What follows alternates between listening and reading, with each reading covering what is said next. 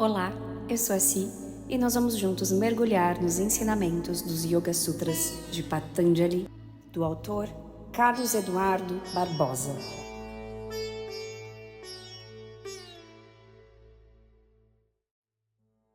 Os Yoga Sutras de Patanjali constituem uma das mais precisas e concisas apresentações da filosofia e da psicologia do yoga. Em um número relativamente pequeno de versos compactos, os Yoga Sutras elaboram todos os principais temas dessa filosofia milenar. Os Yoga Sutras também respondem à maior parte das principais questões que têm intrigado os filósofos.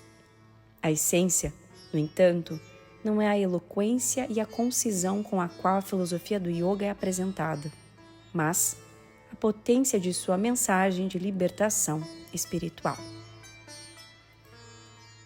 Muitas traduções dos Yoga Sutras têm seu foco nos vários pontos da filosofia do yoga, que necessariamente envolvem o entendimento em profundidade da língua e da gramática sânscritas.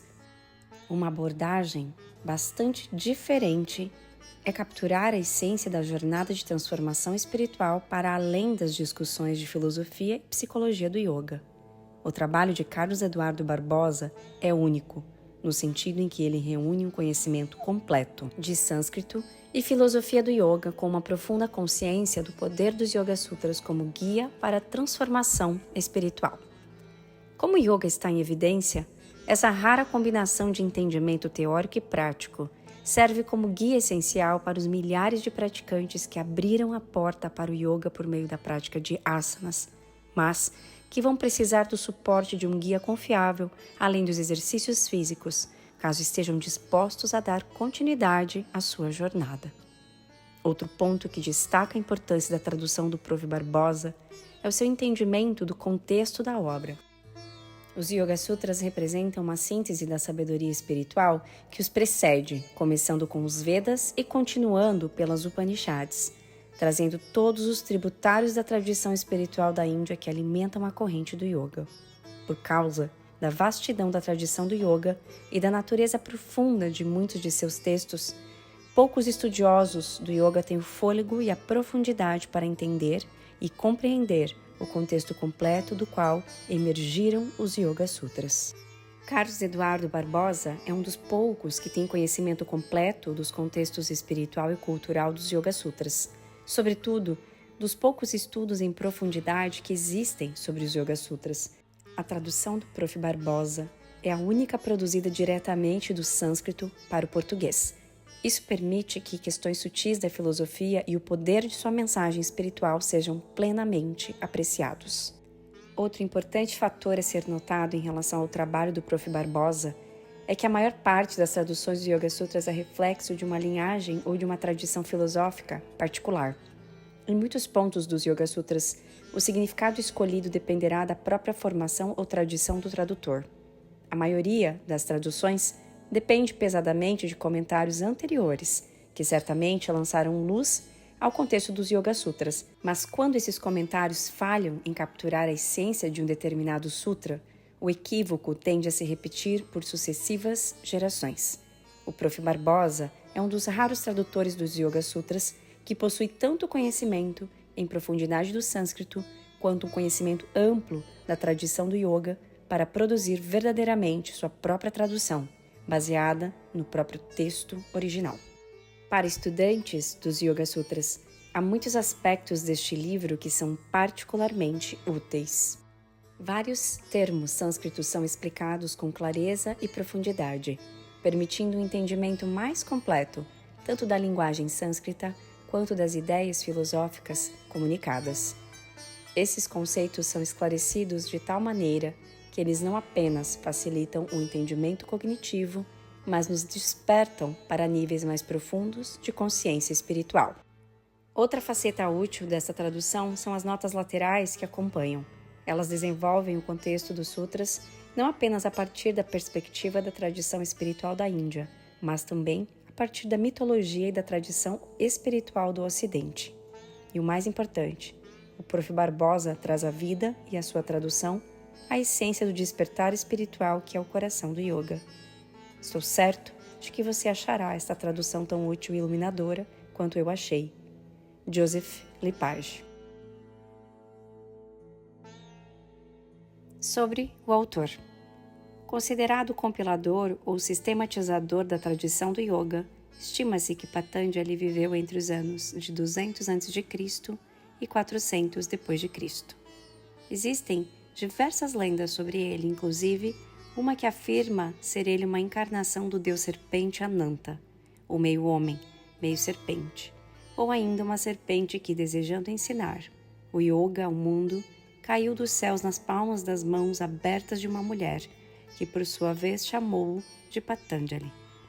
Nos documentos de Sadhguru Shishya, pesquisados por Max Miller, indicam-se 5 gerações de professores da tradição sânscrita, sendo o primeiro Shaunaka, seguido por Ashvalayana, Katyayana, Patanjali e Vyasa. Seus ensinamentos mostram-se tão atuais quanto na época em que foram escritos, e por essa razão continuam a ser disseminados de geração em geração. Introdução. A Índia é um país exótico e misterioso aos olhos dos milhares de viajantes ocidentais que têm percorrido suas terras e sua cultura. Com sua mística e sabedoria profundas, que desafiam os milênios, desenvolveu artes e ciências que a muito custo conseguimos igualar e raramente ultrapassar, e guarda segredos que, segundo a tradição, somente serão revelados em séculos vindouros para as nações que ostentarem os méritos exigidos para tal recompensa. Para os pânditas, os eruditos da Índia, seu país tem um destino traçado por mãos invisíveis.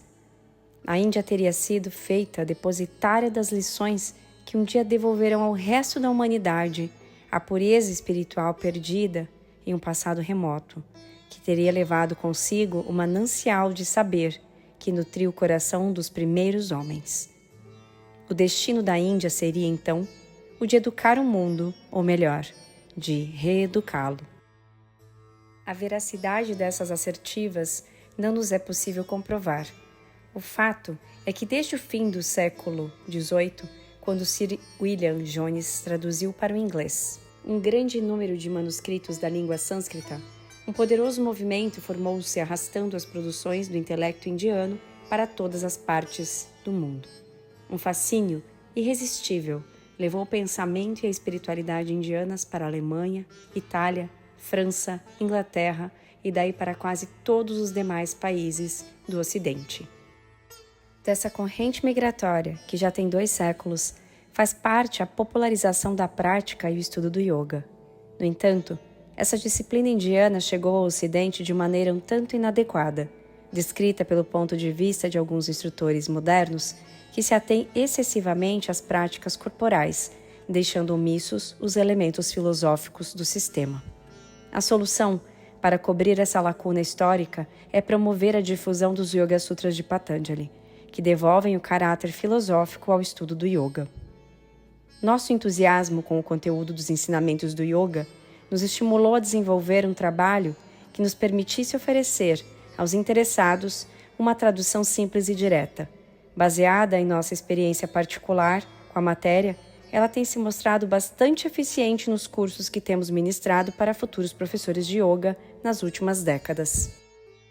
Queremos deixar claro que não é uma tradução que segue a interpretação de alguma escola ou mestre em particular, que também está longe de ser considerada definitiva, devendo ser objeto de retificações futuras por tradutores mais habilitados. Este é o nosso sincero desejo. O yoga é, talvez, o mais difundido sistema filosófico, darshana, indiano. Cada sistema filosófico da Índia está baseado em uma obra fundamental que lhe dá os princípios gerais e delineia sua estrutura lógica. A palavra indiana darshana tem origem no verbo dris, que significa ver. Expressa uma maneira de observar as coisas, um ponto de vista. Com ela se designavam os sistemas filosóficos. Os 6 sistemas considerados ortodoxos dentro da tradição hinduísta eram Sankhya, Yoga, Nyaya, Vaisheshika, Purva Mimamsa e Uttara Mimamsa. este último bem mais recente que os demais e conhecido como Vedanta. Os Sutras do Yoga, de autoria atribuída a um sábio de nome Patanjali, formam a obra fundamental do sistema filosófico do Yoga. Resumem aquilo que se convencionou chamar de Ashtanga Yoga e que Swami Vivekananda popularizou como Raja Yoga. Patanjali teria sido o compilador desta obra, que, segundo a tradição, é o resumo e o resultado de alguns séculos de debates entre filósofos e praticantes do yoga. Não se sabe a data precisa de sua redação original, mas o estilo clássico da versão atual indica que esta última pode ter sido reescrita durante a dinastia Gupta, entre os séculos 3 e 5 d.C. O conteúdo, no entanto, sugere que sua composição deve ter ocorrido bem antes disso, por volta do século 4 ou 5 a.C., quando o budismo ainda estava em seus primórdios. Seus ensinamentos básicos concordam com a ortodoxia bramânica, que está apoiada nos Vedas e subsequentes textos interpretativos. Por essa razão, o yoga é considerado um dos 6 sistemas filosóficos que compõem a ortodoxia filosófica da Índia. Cabe dizer, porém, a título de informação, que dentre os demais sistemas chamados heterodoxos, encontramos produções cuja profundidade filosófica e alcance histórico igualaram ou mesmo superaram a ortodoxia, como é o caso do jainismo e do budismo.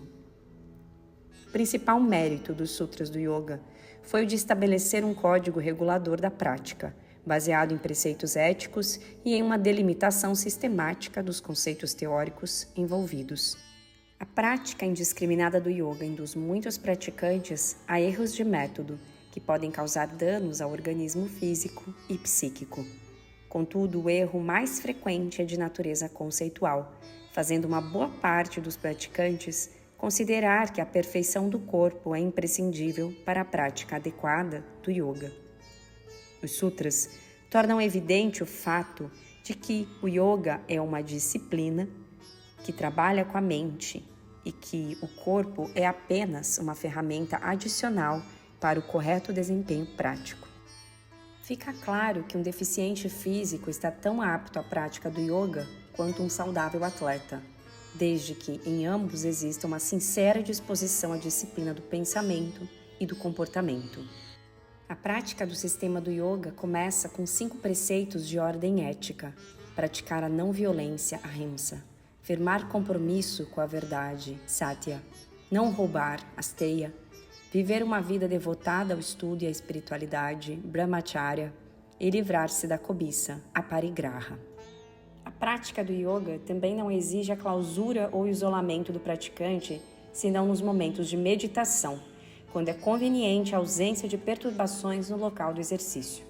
No mais, ele pode e até deve ser realizado dentro do ambiente social habitual do yogi. Ao seguir os preceitos do yoga, seu praticante descobre maneiras mais adequadas para a vida comunitária. A simplicidade na forma foi o critério adotado para a redação sânscrita desse texto. As frases trazem apenas o essencial, reservando-se os necessários esclarecimentos para o ensinamento direto, dado de viva voz pelo instrutor. Alguns mestres mais destacados foram imortalizados em comentários escritos que acompanham o texto em certos manuscritos. O comentador mais famoso é Vyasa, cujo nome é, na verdade, o nome de um ofício, organizador. Vyasa teria vivido durante a dinastia Gupta por volta do 5º século de nossa era. Vyasa é apresentado pela tradição como um grande sábio, contemporâneo de Krishna e membro da mesma grande família dos reis lunares. Dizem que ditou a saga de sua família para que jamais fosse esquecida, e essa história é o Mahabharata, o maior épico do mundo com cerca de 100.000 versos duplos. Muitos panditas hindus aceitam o ano de 3102 a.C. como a data da morte de Krishna. A palavra sânscrita sutra vem da raiz siv, que significa costurar. Os textos chamados sutras apresentam, de fato, a característica da linearidade em que cada frase é uma decorrência lógica da frase anterior e leva o fio do raciocínio ao encadeamento necessário com a frase que se segue. Os sutras eram escritos para o aprendizado de temas complexos e deviam ser memorizados integralmente pelo estudante. A finalidade de sua estrutura linear era facilitar o esforço de memorização. Além disso, nenhum sutra deveria ser muito extenso pela mesma razão. São menos de 200 as linhas que descrevem e explicam todo o sistema. Seu número exato varia conforme o manuscrito consultado, que pode ter algumas frases a mais ou a menos. É praticamente impossível identificar interpolações ou adulterações, já que não conhecemos a versão original e autêntica desse texto. Por causa dessas características, é evidente que a tradução de um sutra precisa necessariamente oferecer como resultado um texto no qual a leitura linear, frase a frase, seja formal e semanticamente coerente. Este é o melhor critério a ser adotado na leitura crítica do texto que ora apresentamos. Academicamente, acredita-se que os sutras tenham sido criados em algum momento entre a entrada de Alexandre o Grande na Índia, 324 a.C., e meados do Império Gupta, século IV ou V d.C. O Vyasa, do Mahabharata, não poderia ter comentado um texto que surgiu somente quase 3.000 anos após a sua época. Alguns brahmanes, no entanto, estimam idades para as obras literárias da Índia que são muito superiores às apresentadas pelos historiadores do Ocidente. O original sânscrito que adotamos para essa tradução tem 196 sutras. Curiosamente, em nenhuma das publicações que pudemos consultar são citadas as fontes desses originais. No entanto, o texto apresentado por todas elas é idêntico, exceto em alguns poucos detalhes. Há 3 sentenças que aparecem no 3º capítulo que apresentam anomalias. Os sutras 20 e 22 não aparecem em todas as edições, e o sutra 41 aparece com uma pequena variação em determinadas versões. Neste trabalho, optamos por não omitir qualquer dos sutras e apresentar a variação mais completa do sutra 41. Em Vivekananda e William Jude, o 4º capítulo tem apenas 33 sutras em lugar dos 34 dos demais. A tradução dos sutras do yoga. Quem se propõe a realizar a tarefa da tradução dos sutras do sábio Patanjali enfrenta um obstáculo inesperado: o grande número de traduções já existentes, assinadas por nomes de pensadores expressivos e respeitados entre os praticantes e estudiosos do yoga. Ainda que o tradutor tenha uma saudável independência em relação a outras opiniões, ele dificilmente escapa da tentação de examinar o que os outros autores e tradutores fizeram para elucidar determinados termos do original sânscrito.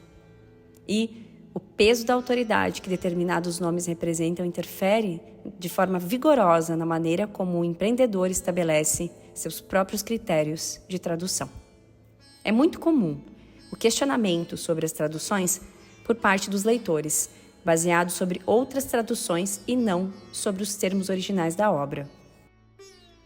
Comentários como: eu li uma tradução de fulano que esse tópico deve ser entendido dessa maneira ou daquela. São muito frequentes quando se trata de literatura polêmica, e os sutras do yoga constituem um texto bastante polêmico. Sem fazer pouco caso da autoridade de tantos autores de comentários aos sutras, bem como dos seus tradutores, percebemos claramente ao examinar as dezenas de traduções disponíveis na atualidade que se disseminaram amplamente alguns erros de método. Embora poucos, esses erros prejudicam o resultado do trabalho, não obstante a qualidade e a capacitação do tradutor. Aliás, é justamente a elevada qualificação de alguns tradutores e o respeito que eles conquistaram entre os estudiosos da filosofia e praticantes do yoga que ajudam a manter vivas essas falhas na linha do tempo. O sistema filosófico do yoga é tão simples que chega a irritar. Nada é mais injusto do que dizer que a filosofia do yoga é muito complicada. Na verdade, a complicação só apareceu com as traduções, algumas delas bastante distorcidas. A distorção mais comum é resultado de uma opinião corrente entre os adeptos do yoga, segundo a qual não é possível compreender o texto do sutra sem a ajuda de comentários elucidativos. A presença de um mestre seria indispensável, mas, na falta deste, há Os comentários escritos que procuram dirimir as dúvidas com extensas explanações a respeito dos principais tópicos tratados em cada frase. Embora não esteja longe da verdade essa opinião, o problema que ela gerou foi o de deixar os tradutores muito preocupados com a elucidação de cada frase individualmente, o que tornou muito complicada a leitura sequencial do texto. Os sutras eram textos construídos para facilitar a memorização de um assunto determinado, normalmente um sistema filosófico.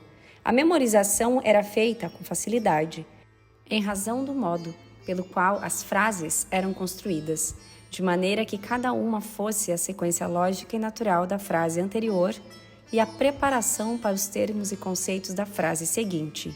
A leitura, portanto, deve ser tão encadeada e natural quanto a própria sequência das frases. De nada adianta, portanto, traduzir uma frase de maneira tão independente das demais que se torne difícil entender o vínculo linear que as une. A maior parte das outras falhas de tradução resultou na tentativa de entender conceitos filosóficos indianos utilizando as interpretações ocidentais como referência.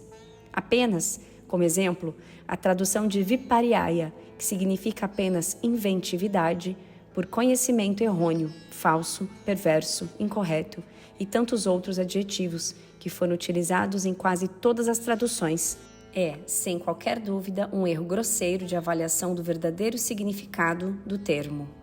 Não é concebível que uma manifestação natural do núcleo da mente humana possa ser encarada como um princípio defectivo por definição. Nem a frase original em sânscrito diz isso. Por certo, embora utilize uma terminologia que pode dar alguma margem a essa interpretação equivocada. Para escapar das armadilhas habituais das traduções de textos dessa natureza, devemos partir do geral para o particular e não o inverso. Neste trabalho, optamos por buscar a compreensão dos temas gerais abordados no texto em cada um dos seus 4 capítulos, traçando um plano geral da obra e descendo gradualmente os detalhes, até que cheguemos à elucidação de cada termo duvidoso, frase a frase. A ideia subjacente ao conjunto sempre prevalece sobre eventuais ambiguidades dos detalhes. Para permitir ao leitor acompanhar esse mesmo procedimento e, portanto, extrair melhor proveito da leitura, reunimos alguns dos comentários que consideramos importantes para elucidar o texto nos capítulos que apresentamos a seguir. Desse modo, ao iniciar a leitura do texto, o estudante já terá alguma noção do que encontrará em cada capítulo. Comentários muito breves acompanham ainda o corpo traduzido dos sutras, juntamente com notas e observações em pontos críticos da leitura. Ao final, o texto é reproduzido literalmente grafado em sânscrito, no alfabeto original, o Devanagari, e no alfabeto de transliteração adotado internacionalmente para o sânscrito, o Yast, e também traduzido para o português. Essa reprodução do original serve aos estudantes da língua, bem como aos críticos, estudantes de yoga e curiosos, que queiram ter uma visão panorâmica da correspondência dos termos. O que você, leitor, poderá seguramente extrair da leitura, seja qual for a motivação que o trouxe até este texto, é que o entendimento dos sutras é bastante fácil e exige apenas um mínimo de dedicação. As dificuldades somente aparecem quando decidimos converter essas doutrinas em uma realização prática. Este foi o grande desafio apresentado pelo sábio Patanjali. E esta foi a primeira parte do audiobook Yoga Sutras de Patanjali. Curtiu esse conteúdo? Então deixe o seu like, inscreva-se em nosso canal e também ative o sininho. Acompanhe os demais textos narrados na sequência. Hariom.